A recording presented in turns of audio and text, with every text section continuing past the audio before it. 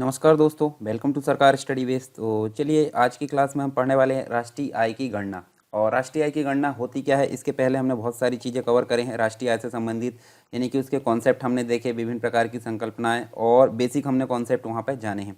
तो इसके बाद हमारा जो है राष्ट्रीय आय से संबंधित ये लास्ट क्लास है, इसमें हम बहुत सारी चीज़ें जानेंगे। जैसे कि यहाँ देख सकते हैं आप, देखिए राष्ट्रीय आय की गणना से संबंधित जो होती है लागत या फिर यह मूल्य पर की जाती है। लागत के आधार पर किसी वर्ष की अगर बात करें तो वर्ष की जो जीडीपी होती है, जीडीपी जो होती है कम होती है, जबकि मूल्य के आधार पर अगर देखें तो उसमें अधिक होती है। सामान्य व्यक्ति लागत और मूल्य को पर्यायवाची शब्दों के रूप में अगर देखें तो ये प्रयोग करता है, परंतु अर्थशास्त्र एवं वाणिज्य में इनके भिन्न भिन्न अर्थ हमको देखने को मिलते हैं। साथ ही अगर देखें तो लागत जो होती है किसी उत्पाद का उत्पादन व्यय होती है। लागत जो होती है किसी उत्पाद का उत्पादन व्यय होती है, जो कारक के या जो कारक होते हैं उसके मूल्यों को जोड़कर निकाली जाती है। वहीं अगर बात करें किसी उत्पाद की, तो उत्पाद का जो मूल्य होता है उसकी लागत में अप्रत्यक्ष करों और उत्पादनकर्ता के जो लाभ होते हैं उसको जोड़कर निकाला जाता है। और जो बाजार होता है, बाजार में उपभोक्ता को कोई वस्तु कितने में खरीदनी पड़ रही है वह उसका मूल्य है। अर्थात किसी एक ही उत्पाद की हम जो लागत होती है वो हमेशा उसके मूल्य से कम होगी। सबसे पहले लागत को स्पष्ट करना आवश्यक होता है। और किसी जो उत्पाद होता है उसकी लागत को हम दो प्रकार से यहाँ देखने को मिलता है। देखिए दो प्रकार कौन कौन से, एक तो साधन लागत होती है और एक होती है बाजार लागत।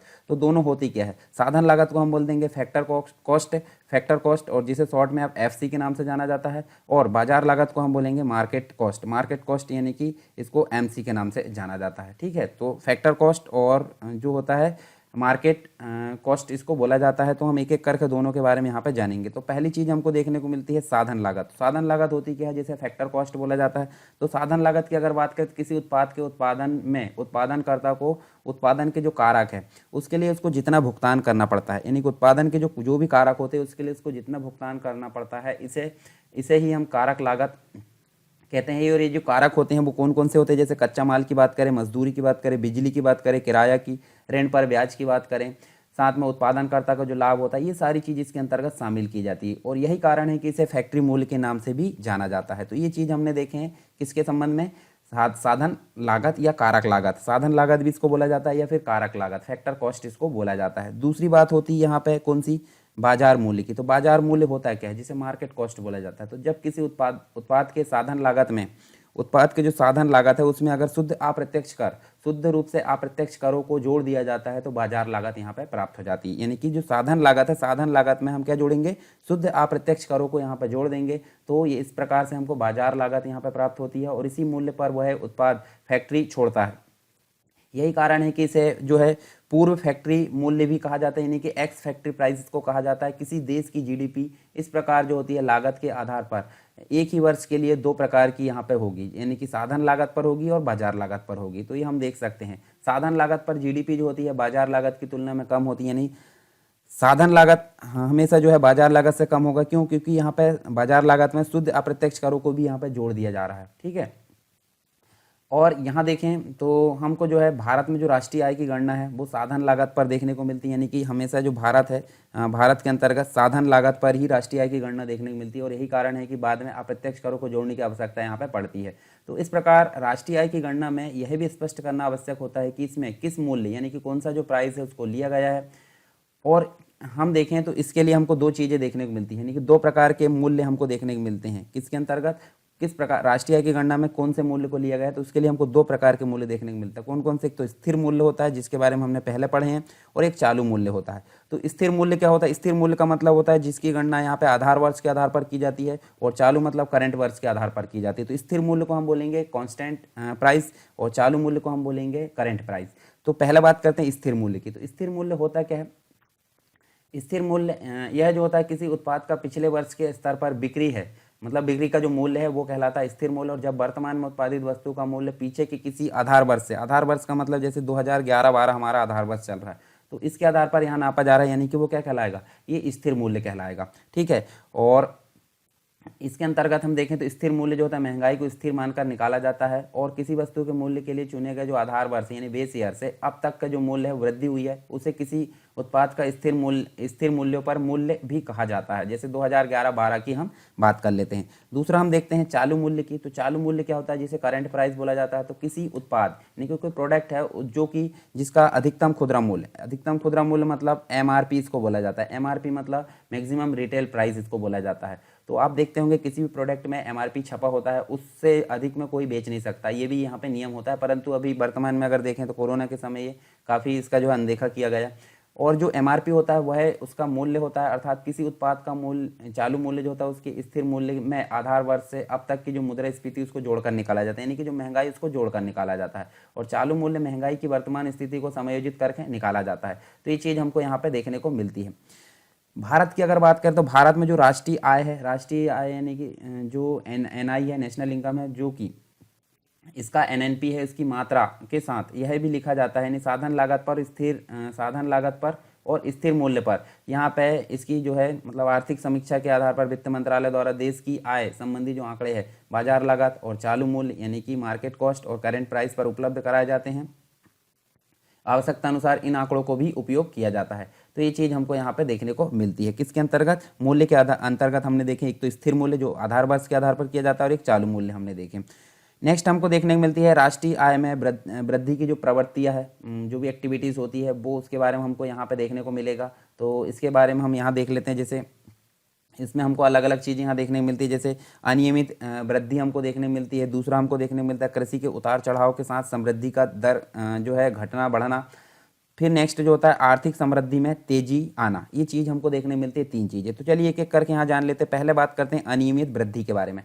तो अनियमित वृद्धि की अगर बात करें तो 1950 से 51 की बात करते हैं। वर्ष 1950 से 51 से लेकर 2010 से 11 यानी कि इस बीच के ड्यूरेशन में इसमें क्या हुआ है, इस बीच में हमको राष्ट्रीय आय में कोई सतत और स्थायी वृद्धि देखने को नहीं मिलती। उदाहरण के लिए अगर बात करें तो 60 वर्षों में से 13 वर्ष ऐसे थे जिनमें राष्ट्रीय आय में वृद्धि दर जनसंख्या वृद्धि दर से कम थी। तो ये भी हमको देखने को मिलता है, इसलिए इन वर्षों में प्रति व्यक्ति आय में गिरावट देखने को मिलती है। ठीक है, इसके अतिरिक्त 16 वर्ष ऐसे थे, मतलब इन ड्यूरेशन में 13 वर्ष तो हमने देख लिए ऐसे थे जहाँ पे वृद्धि नहीं हुई, पर 16 वर्ष ऐसे भी थे जिनमें प्रति व्यक्ति आय का स्तर पिछले किसी वर्ष में प्रति व्यक्ति आय के स्तर की तुलना में भी कम था, मतलब ये भी काफ़ी गिरावट देखने को मिली। और बाद के जो 5 वर्ष थे उसमें अगर देखें तो इनमें राष्ट्रीय आय के स्तर में गिरावट हुई। और इन आंकड़ों के अध्ययन से स्पष्ट हो जाता है कि जो समृद्धि है अनियमित मानी जाती है। तो यहाँ पे अनियमित वृद्धि देखने को मिलती है, ये एक्टिविटी मतलब वृद्धि की प्रवृत्तियों के अंतर्गत। दूसरी चीज हमको देखने को मिलती है कृषि के उतार चढ़ाव के साथ समृद्धि दर का घटना और बढ़ना। ठीक है, तो इसके अंतर्गत देख लेते हैं। जैसे कृषि उत्पादन की बात करें तो कृषि उत्पादन में क्या हुई, वृद्धि हुई। कृषि उत्पादन में वृद्धि या फिर जो है कमी, कृषि उत्पादन में वृद्धि और कमी के आधार पर समृद्धि दर जो है वो घटती या बढ़ती है। इस संबंध में यह तर्क दिया जाता है कि सभी जो कृषि आधारित अर्थव्यवस्था है उसमें यह स्वाभाविक होना तय है। परंतु यह चिंताजनक है कि योजनाओं में भारी निवेश के बाद भी कृषि क्षेत्र में व्याप्त अनिश्चितताओं को कम नहीं किया जा सकता। और यदि मानसून जो है अनुकूल ना हो तो आज भी कृषि क्षेत्र अव्यवस्थित हो जाता है। ये चीज़ हमको देखने को मिलती है। इस बार भी बारिश के मौसम में हमको यही चीज़ें देखने को मिली, यानी कि पूरी की पूरी फसल जो है 50% उसका उत्पादन देखने को मिलता है। और अन्य क्षेत्रों के विकास पर भी इसका काफ़ी प्रतिकूल प्रभाव देखने को मिलता है। तीसरी चीज़ इसके अंतर्गत देखने मिले तो आर्थिक समृद्धि में तेजी आना, मतलब क्या है, समय के साथ साथ क्या है, भारत आर्थिक समृद्धि दर को तीव्र करने में सफल हुआ है। और आयोजन यानी कि जो प्लानिंग या नियोजन हम बोलें तो प्लानिंग हमको देखने मिलती है। प्लानिंग के पहले जो 30 वर्ष थे उसमें राष्ट्रीय आय में वृद्धि की चक्रवृद्धि दर 3.4 प्रतिवर्ष यहाँ देखने को मिलती है। 1980 की बात करते हैं, 1980-81 के बाद राष्ट्रीय आय में जो प्रतिवर्ष 5.5 की यहाँ वृद्धि हुई। परंतु आर्थिक समृद्धि दर में वृद्धि का मुख्य कारण सेवा क्षेत्र का तेजी से प्रसार होना है, यानी कि भारत में सीधे प्राथमिक क्षेत्र से तृतीयक क्षेत्र में जो है विकास यहाँ संभव हो, क्योंकि जो मिडिल यानी कि सेकेंडरी सेक्टर उसका विकास यहाँ पे नहीं हुआ। और इसके अलावा देखें तो इसके अलावा हमको अतिरिक्त क्षेत्र आर्थिक समृद्धि का लाभ जो है देश के केवल कुछ राज्यों को ही हुआ यहाँ पे, और शेष राज्य जो है अत्यधिक पिछड़े रह गए। 1980 से 90 के दशक की बात करें तो राष्ट्रीय आय में असमानता बढ़ी, अर्थात बढ़ी हुई आय जो है संपन्न वर्गों तक ही संकेंद्रित होकर रह गई, जबकि कमजोर वर्गों के लोगों को समृद्धि दर में आने वाली तेजी का पूर्ण लाभ प्राप्त नहीं हो सका। तो ये हमको कुछ प्रवृत्तियाँ देखने को मिलती है राष्ट्रीय आय से संबंधित भारत में, राष्ट्रीय आय में वृद्धि के संबंध में प्रवृत्तियाँ।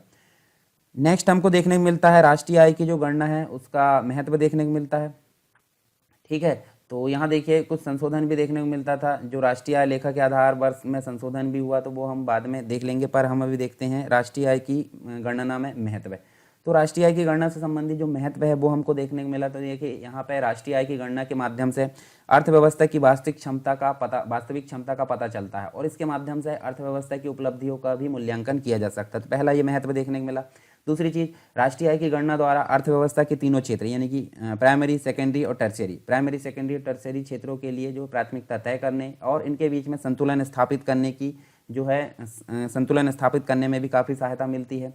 तीसरा हमको महत्व देखने को मिलता है, राष्ट्रीय आय की गणना द्वारा गरीबी निवारण, साथ में रोजगार सृजन कार्यक्रम का लक्ष्य निर्धारण किया जा सकता है। साथ में मुद्रास्फीति मतलब जो महंगाई होती है उसके संबंध में वास्तविक स्थिति का पता लगाने में सहायता मिलती है। इसके साथ ही सरकार के जो वास्तविक राजस्व है उसकी प्राप्ति और उसके जो खर्चे होते हैं उसके संबंध में भी सही अनुमान लगाया जा सकता है। तो ये है काफ़ी इसके इंपॉर्टेंट महत्व है, किसके, राष्ट्रीय आय की गणना से संबंधित यहाँ पे महत्व है।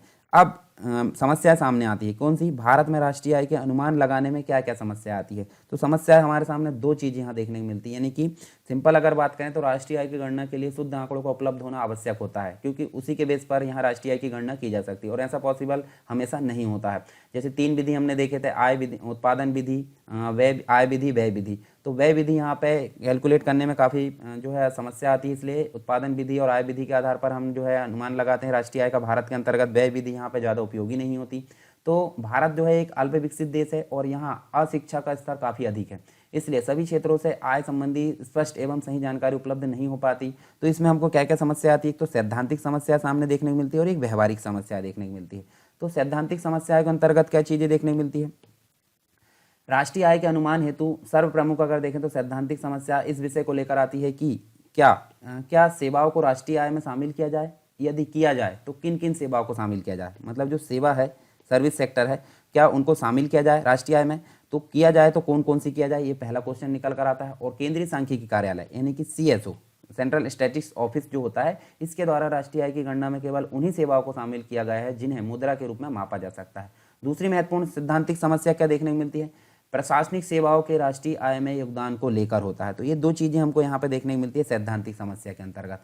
दूसरी अगर बात करें तो व्यवहारिक समस्या देखने को मिलती है। तो व्यवहारिक समस्या क्या क्या हो सकती है, तो व्यवहारिक समस्या के अंतर्गत हमको क्या क्या चीज़ें देखने को मिलती है, जैसे देश की अगर बात करें तो देश की जो अर्थव्यवस्था है उसका बहुत बड़ा अंश गैर मौद्रिकत और असंगठित क्षेत्र के रूप में जाना जाता है। दूसरी चीज़, देश में जो है काला धन को हटाने के लिए डिमोनेटाइजेशन किया गया था। तो उसी के अगर देखें तो देश में जो है काला धन की मात्रा काफ़ी अधिक है। क्षेत्रीय असमानताओं की अधिकता होने के कारण प्रतिदर्श सर्वेक्षण विधि यानी सैंपल सर्वे मेथड जो है उससे एकत्रित सूचनाएं गलत हो जाती है। साथ ही अगर बात करें देश की जो कार्यकारी जनसंख्या है उसके व्यावसायिक वितरण के विषय में पूर्ण जानकारी का अभाव है, और अन्य प्रकार के आंकड़े भी यहाँ पर पर्याप्त मात्रा में उपलब्ध नहीं हो पाते हैं। तो ये चीज़ हमको देखने को मिलती है किसके अंतर्गत, व्यवहारिक समस्या। और अन्य जो समस्या है और देखें इसी के अंतर्गत तो और चीज़ें हमको देखने को मिलती है, दूसरे उत्पादक को यानी कि जो ऐसे कुटीर एवं घरेलू उत्पादक होते हैं जो लेखा यानी कि अकाउंट नहीं बनाते हैं, तो इनमें हमको समस्या देखने को मिलती है। और इनकी वास्तविक आय इनकी वास्तविक आय का ना तो अनुमान लगाया जा सकता ना ही उनको जोड़ा जा सकता है, तो ये भी समस्या देखने को मिलती है। भारत के उद्योगों के अनुसार राष्ट्रीय आय के आंकड़े शामिल करने की प्रवृत्ति यहाँ देखने को मिलती है। इस प्रकार यह आवश्यक है कि उत्पादकों को विभिन्न व्यवसाय वर्गों में रखा जाए। सार्वजनिक वित्त एवं जो नीति संस्थान है जिसके अंतर्गत बात करें यानी कि जो public finance and policy institute है उसके अनुसार भारत में अघोषित आय हमको 18.21% है, जो कि काली अर्थव्यवस्था यानी ब्लैक इकोनॉमी के रूप में जानी जाती है। ठीक है, तो ये चीज़ हमको देखने को मिलती है। भारत में जो है भारत के राष्ट्रीय आय के आकलन में एक मुख्य समस्या विश्वसनीय आंकड़ों का अभाव है, जैसे कि फसलों के अधीन लगभग 80% आंकड़ों की अनुपलब्धता देखने को मिलती है। तो ये चीज़ देखिए बेसिक हमने देखे सैद्धांतिक समस्याओं के बारे में, और दूसरा हमने देखे व्यवहारिक समस्याओं के बारे में। अब एक चीज़ हमको देखने को मिलती है कि भारत में राष्ट्रीय आय के आकलन की कुछ सीमाएं होती है, तो वो भी हमको यहाँ देखने को मिलता है राष्ट्रीय आय के आकलन की कुछ सीमाएं।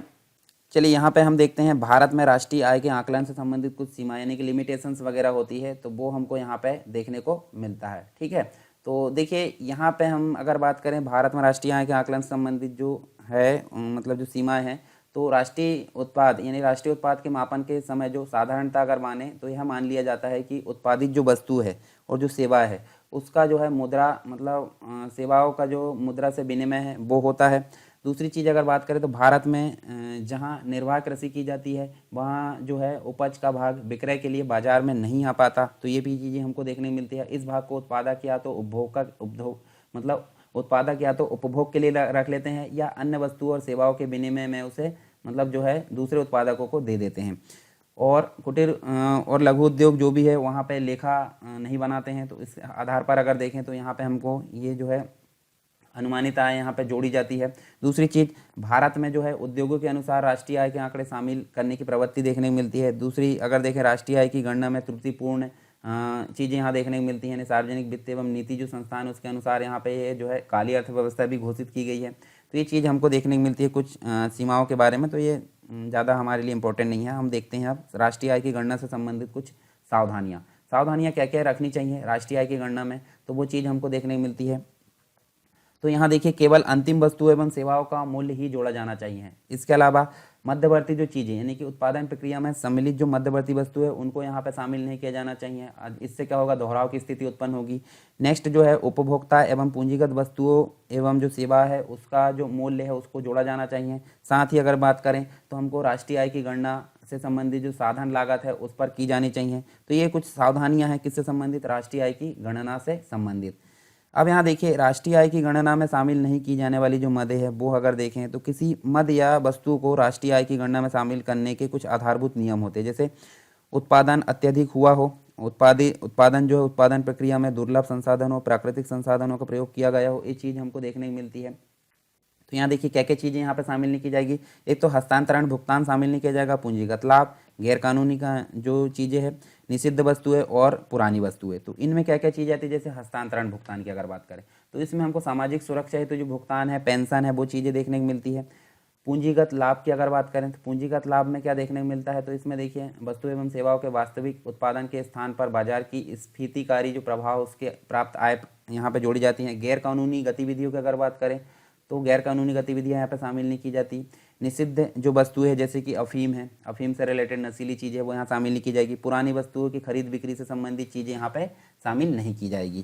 तो ये चीज़ हमको देखने को मिलती है राष्ट्रीय आय की गणना से संबंधित कुछ जो है मदें जो शामिल नहीं की जाती।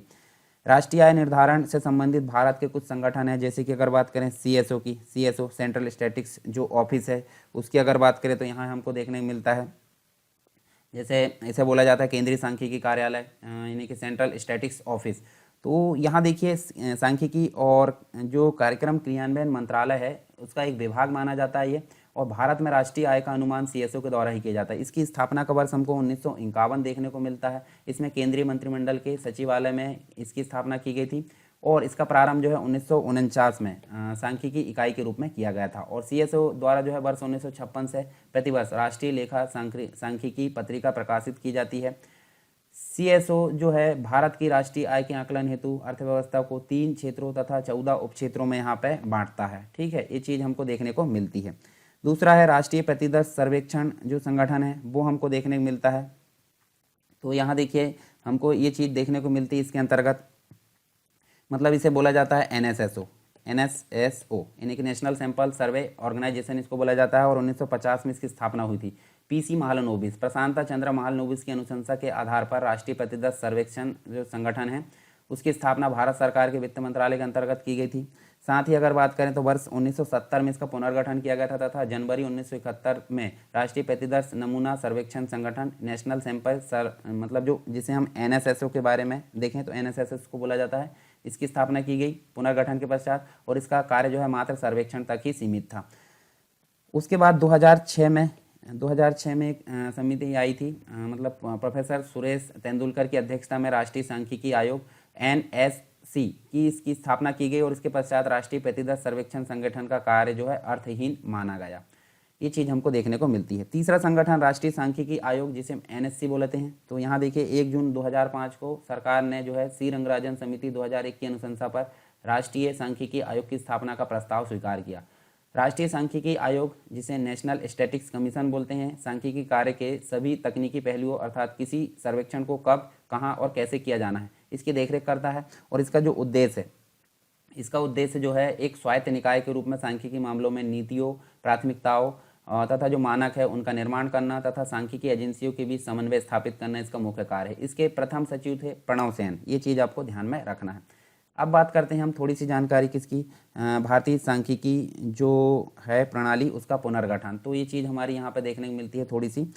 तो देखिए बात करते हैं गवर्नमेंट के द्वारा 23 मई 2019 को सांख्यिकी और कार्यक्रम कार्यान्वयन मंत्रालय, जिसे हम मिनिस्ट्री ऑफ जो स्टैटिक्स है, मिनिस्ट्री ऑफ MOSPI इसको बोला जाता है, इसके तहत राष्ट्रीय प्रतिदत्त सर्वेक्षण कार्यालय NSSO को केंद्रीय सांख्यिकी कार्यालय यानी CSO के साथ विलय कर दिया गया। और विलय करने के पश्चात राष्ट्रीय सांख्यिकी कार्यालय यानी कि NSO में इसको जो है क्या कर दिया गया, मतलब NSSO और CSO को दोनों को मर्ज करके NSO में यहाँ पे नाम की एक नई संस्था बनाई गई, जिसको आपने पढ़ा भी होगा थोड़े दिन पहले, और इसकी अध्यक्षता सांख्यिकी कार्यक्रम कार्यान्वयन के सचिव के द्वारा की जाती है।